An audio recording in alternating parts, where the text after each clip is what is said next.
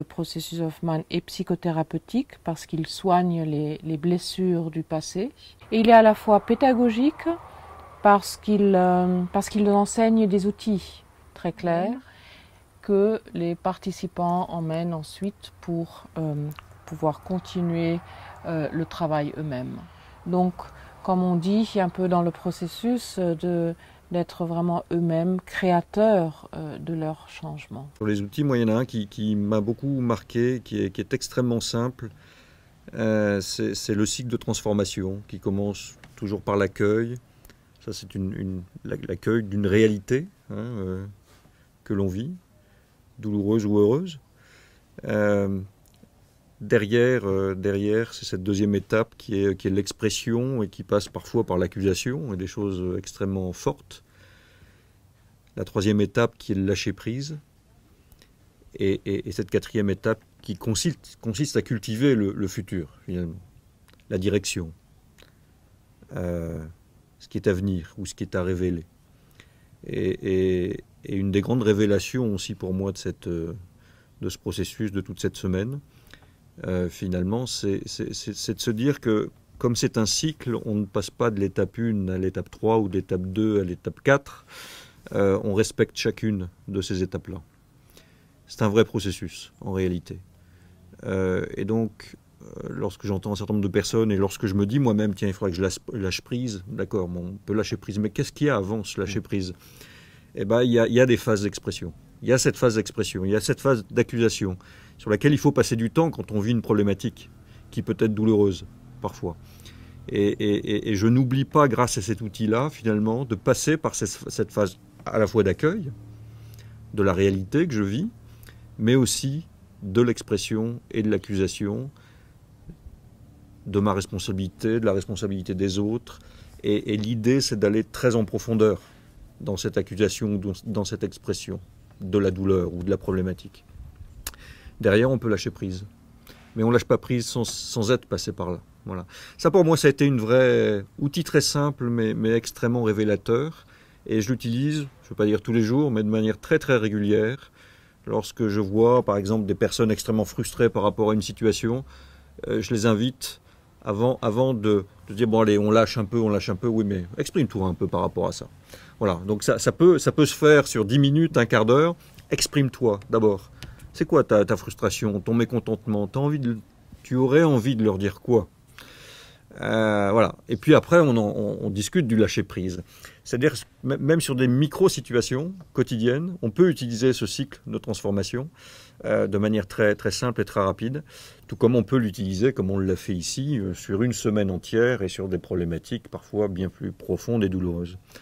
Voilà. Ça, pour moi, c'est un vrai outil très, très révélateur et très, très utile. Ça a été effectivement la redécouverte du corps, de l'expression du corps, de l'expression du cœur. Et, et effectivement, trouver l'harmonie entre un mental, un corps et un cœur. Voilà, ça a été pour moi, ça a été vraiment un début comme une renaissance et un redémarrage avec une prise de conscience de toutes ces ressources et aussi de tous ces une histoire de vie avec des hauts et des bas, mais que j'aborde aujourd'hui avec beaucoup plus d'apaisement et qui me permettent d'assimiler et de passer à autre chose aussi. Ouais. Alors, ce que ça m'a apporté aussi, et en termes d'outils, j'y réfléchissais, c'est que quand je suis arrivée à Hoffman, ça faisait quelques mois. Alors, j'avais vécu des épreuves un peu compliquées. Et ça avait eu comme effet, en fait, de me bloquer un peu dans un espèce de mode de fonctionnement assez dur, où la priorité était donnée au raisonnement, etc. Et j'avais le sentiment d'avoir perdu un petit peu mes émotions, c'est-à-dire que je pleurais plus. J'avais vécu pourtant des choses un peu compliquées et un peu bloquée à ce niveau-là. Et il y en a qui se disent, bah oui, j'en ai marre de trop pleurer. Moi, j'aurais aimé pleurer à ce moment-là parce que je savais bien qu'il y avait quelque chose qui était bloqué chez moi. Hoffman m'a permis, par l'éveil corporel, et ça c'est un outil juste extraordinaire, de réintégrer mon corps et par le corps de faire lâcher les émotions. C'est-à-dire à un moment donné d'avoir accès à cette tristesse et de pouvoir l'exprimer, de pouvoir la faire jaillir. Et c'est vraiment pas passé par du raisonnement, c'est passé par, à un moment donné, quelque chose qui lâche, quoi, au niveau du corps. Et ça a été puissant. Ça a été une connexion incroyable. Et c'est quelque chose que j'ai eu à cœur après de garder. C'est-à-dire que l'éveil corporel est devenu un rituel. Alors, je ne dirais pas que je le pratique tous les jours, mais je le pratique très régulièrement. Le fait, à un moment donné, de réveiller chaque partie de son corps. Et ça va avec une pratique aussi de la méditation, c'est-à-dire ce côté, je suis centrée sur ma respiration, je suis centrée sur mon corps, je me concentre sur l'instant présent, parce que ça va avec l'instant présent. Je pars pas dans mes réflexions à droite à gauche ou dans ma journée. Non, je prends un temps pour moi, juste pour réveiller cette partie de moi et pour être centrée. Et voilà, et ça m'apporte énormément et ça permet vraiment. Donc après, j'ai effectivement continué avec de la méditation et ça permet une prise de recul.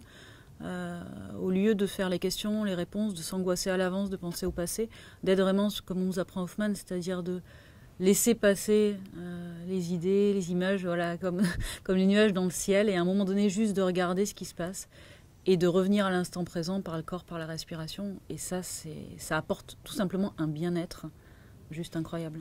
Et c'est un confort de vie. Et c'est un outil simple. Voilà.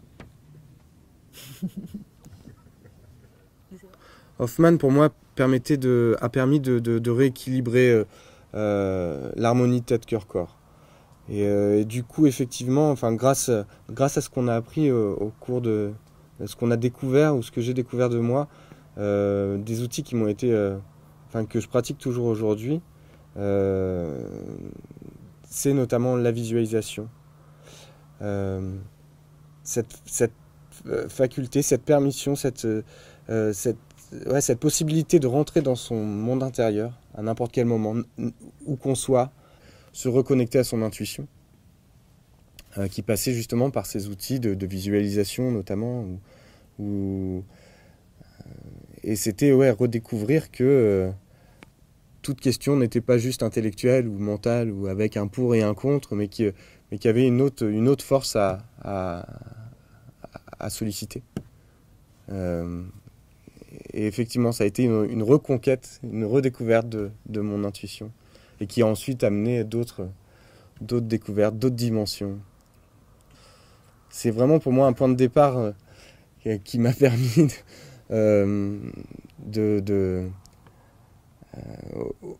qui m'a mis sur un nouveau chemin en fait, de découverte. En termes d'énergie, tout un vocabulaire et toute une dimension à laquelle j'avais pas accès, où je faisais juste les questions, les réponses, les pour, les contre, et je restais un peu enfermé dans cette dimension de réflexion. Et ça m'a donné vraiment je suis passé de la 2D en 3D, quoi. Et ça m'a permis d'avoir accès à d'autres